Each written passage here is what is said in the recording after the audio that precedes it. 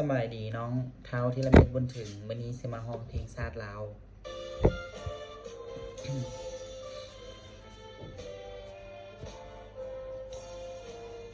ศาสตร์ลาวตั้งแต่ได้มา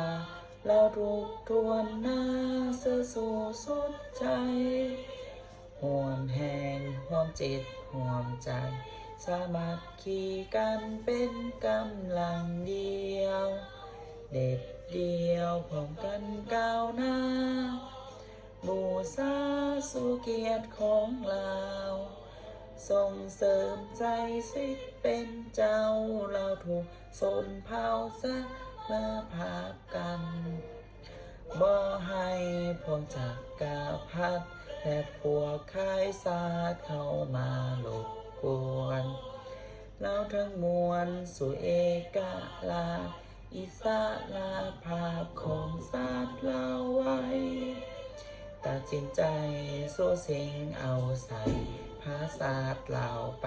สู่ความวัฒนา